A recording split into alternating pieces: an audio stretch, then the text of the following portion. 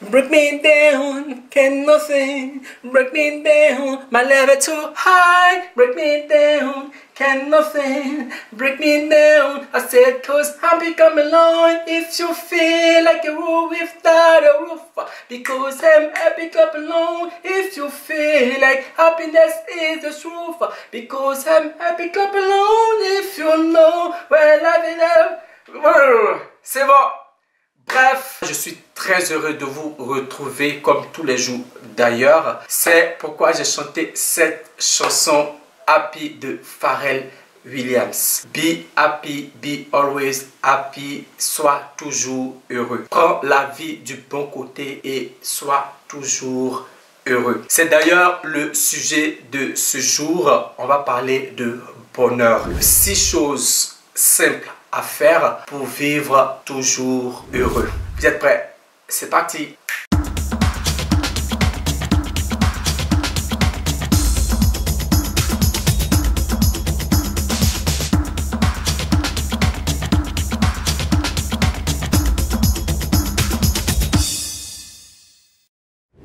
Bonjour et bienvenue sur ma chaîne. Si tu passes par là pour la toute première fois, je suis Fab Nyobo et sache qu'ici on parle motivation, développement personnel, succès, travail, vie de rêve, opportunités et de développement personnel. Si cela t'intéresse, je t'invite à t'abonner, à liker, à activer la cloche de notification pour ne manquer aucune de mes prochaines publications. On est tous à la recherche du bonheur parce que en tant qu'être humain, c'est l'essence même de la vie. On veut se sentir bien, épanoui et satisfait dans notre vie. Mais le problème, c'est qu'on a tendance à rechercher les réponses au mauvais endroit. On éprouve tous très souvent ce sentiment à un moment ou à un autre de notre existence où on a tout pour être heureux, en tout cas pour certains. Une belle maison, une belle voiture, une vie de famille avec une famille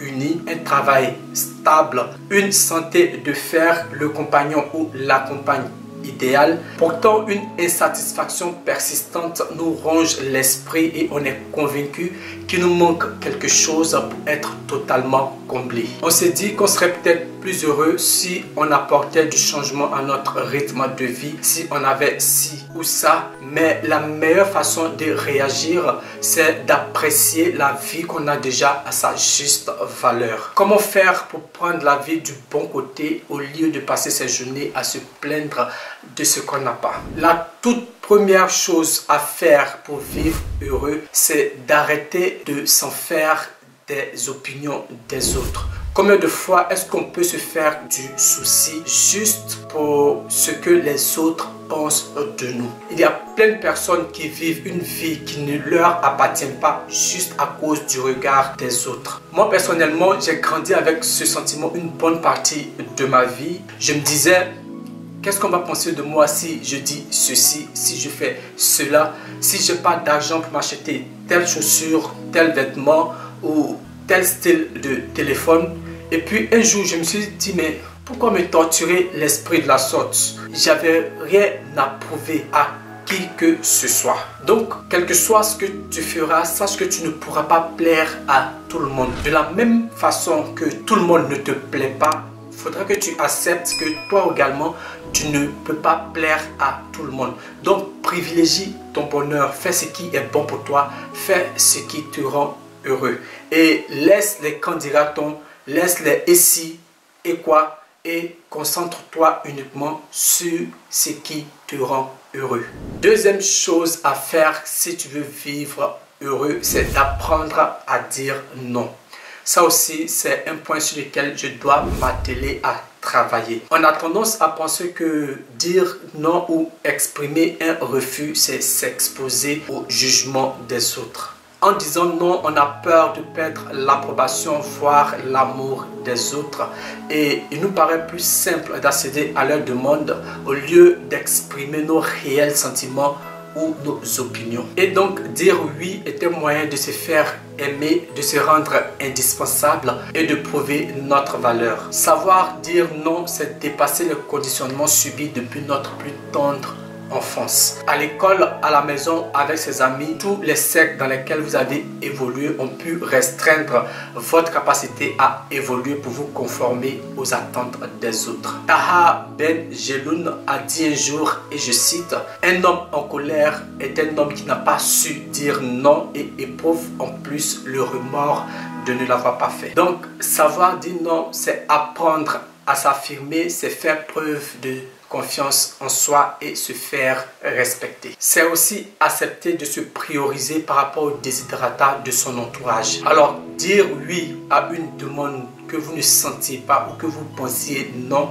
peut avoir un impact négatif sur la confiance en soi, vous faire passer de longues heures à vous en vouloir, à rejouer la conversation et vous flageller de ne pas avoir su répondre non. Alors, il n'est pas question ici de dire non à toutes les demandes. Si une demande vous est faite et que vous la sentez et que cela vous fait plaisir d'aider la personne qui vous demande, vous pouvez le faire sans problème. Mais si la demande en question ne vous, comment on va dire ça, ne vous parle pas, si vous sentez au fond de vous que vous n'avez pas envie de le faire, alors n'hésitez pas à répondre non le plus gentiment possible pour éviter de la colère et des regrets. La troisième chose à faire pour vivre heureux, c'est d'arrêter d'essayer d'être perfectionniste. Le problème quand on veut tout faire parfaitement, c'est qu'on finit par ne rien faire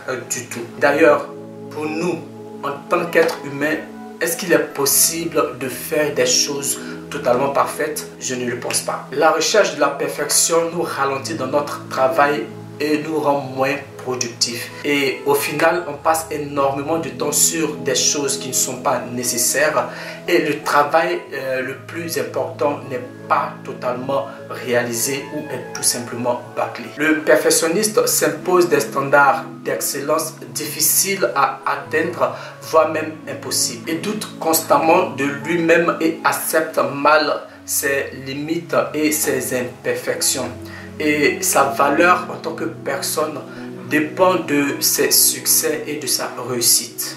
C'est quelqu'un qui se juge sévèrement et qui accepte mal les critiques. Pour lui, la moindre erreur est vécue comme, on va dire, une cuisante défaite. C'est un éternel insatisfait et il ressent très souvent de la honte, de l'anxiété et de la culpabilité. Il est bien de vouloir à faire les choses, mais lorsque cela vire à l'obsession, ça peut devenir rapidement néfaste. Et donc pour remédier à cela, il faut se fixer des objectifs réalistes et être flexible, établir ses priorités et se concentrer sur les tâches les plus importantes. Il serait également bien de valoriser le sens de l'effort. Au final, la recherche de la perfection est donc le meilleur moyen de mal faire les choses ou de ne rien faire du tout. Il est donc préférable de chercher à faire de son mieux et ensuite à améliorer avec le temps. Quatrième chose à faire pour vivre heureux, c'est d'arrêter de se comparer aux autres. L'une des meilleures façons de se sentir misérable, c'est de se comparer aux autres. Quand on se compare aux autres, on se dévalorise, on se dit que les autres sont meilleurs que nous, qu'ils ont un meilleur style de vie, qu'ils sont plus beaux, qu'ils sont plus riches, qu'ils sont plus populaires, qu'ils sont plus créatifs. Bref, c'est juste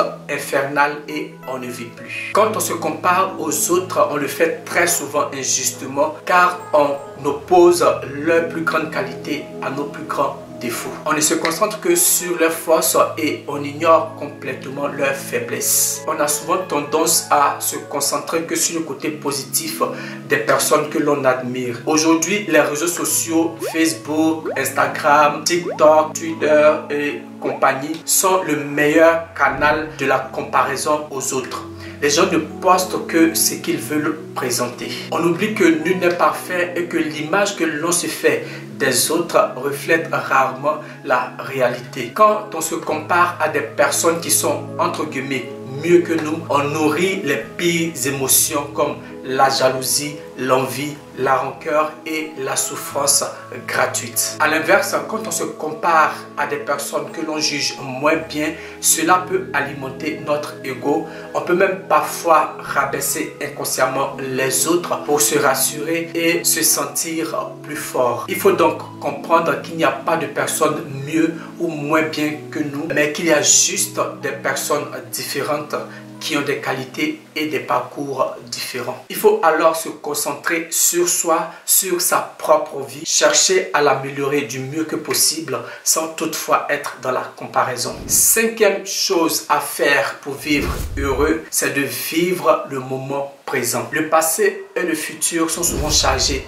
d'émotions et on regarde parfois le passé avec beaucoup de nostalgie ou des regrets en se disant que c'était mieux avant, que les choses auraient pu se passer autrement. Le futur, quant à lui, est souvent source d'angoisse et de stress car on ne peut le prédire. En étant surexposé à l'information incessante dans la rue, voire nos télévisions ou nos téléphones portables, en passant des heures et des heures à scroller sur les réseaux sociaux, on peut rapidement développer des angoisses de la comparaison, comme je le signifiais tantôt dans le point précédent, ou même de la remise en question. Alors, pour couper avec ce rythme frénétique, il est donc indispensable d'apprendre à lâcher prise pour vivre en conscience et vivre l'instant présent. Alors, quelques techniques pour vivre l'instant présent. On a la méditation. En général, quand on parle de méditation, beaucoup de personnes se sentent effrayées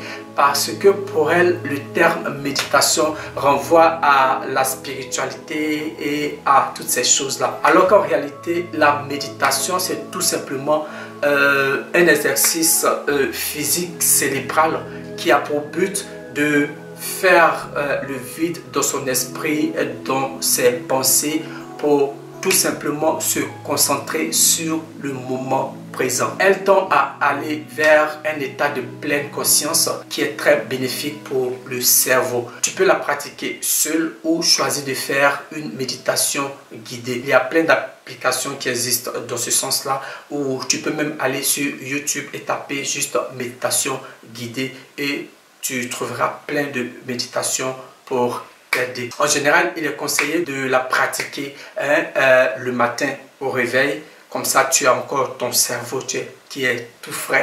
Et cela peut aussi t'aider pour la suite de la journée. S'octroyer des moments loin de son téléphone peut aussi aider à vivre l'instant présent. On n'en a peut-être pas conscience, mais nos téléphones peuvent constituer de grandes sources de stress. Nos moments sur nos téléphones nous coupent totalement de l'instant présent. Il y a par exemple des personnes qui vont au restaurant et qui, plutôt que de discuter ou d'échanger avec le ou les personnes présentes, restent scotchés à leur téléphone et finissent par totalement gâcher le plaisir et le partage de cet instant-là. Il y a aussi ceux qui sont à des événements comme des concerts, des manifestations ou même des fêtes et qui n'ont pas le temps de profiter pleinement de ces instants-là juste parce qu'ils sont figés sur leur téléphone. Tu peux donc par exemple exclure ton téléphone de ta routine matinale et te fixer une heure bien précise avant de prendre ton téléphone. Tu peux peut-être te dire que je ne touche pas mon téléphone le matin, pas avant 10 heures ou même avant midi. Je ne vais pas sur les réseaux sociaux, je ne regarde pas les notifications, je ne fais rien du tout avec mon téléphone jusqu'à midi. Il y a également les randonnées, les balades en pleine nature ou en forêt qui peuvent être un moyen efficace de se connecter avec le moment présent et d'apaiser son esprit. La sixième et dernière chose de notre liste de choses à faire pour vivre heureux, c'est d'apprécier les petites choses et pratiquer la gratitude. Ce conseil peut te paraître anodin, mais en portant un regard différent sur les événements du quotidien, tu apprendras à être en pleine conscience. Quand tu manges par exemple un plat d'attiqué poisson, de placali sauce copé, de foutou banane sauce graine, c'est que des mets typiquement ivoiriens, mes préférés d'ailleurs. Et donc quand tu prends le temps de mâcher, apprécier les saveurs, les textures, les sensations que cela te procure. C'est aussi ça, vivre l'instant présent. La gratitude, c'est pas simplement le fait de dire merci, mais c'est aussi un état d'esprit, une façon de voir le monde dans sa beauté et sa diversité, et également un état de grâce. Alors, en étant reconnaissant à la vie de ce qu'elle nous apporte, de petit comme de grand, on s'ouvre à l'abondance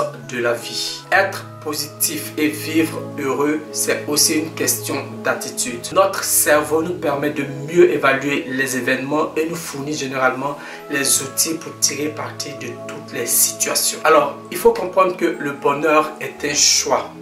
On a tous droit au bonheur, et en changeant notre façon de vivre, d'appréhender les choses, de se comporter, de réagir face à certaines situations, en prenant également soin de nous et des autres, on peut vraiment être plus heureux. C'est la fin de cette vidéo. Tu sais maintenant quoi faire pour vivre heureux. Abonne-toi, like, lâche ton meilleur pouce bleu, laisse également un commentaire, partage la vidéo pour aider d'autres personnes, et moi je te dis à très bientôt pour une autre vidéo. Bye!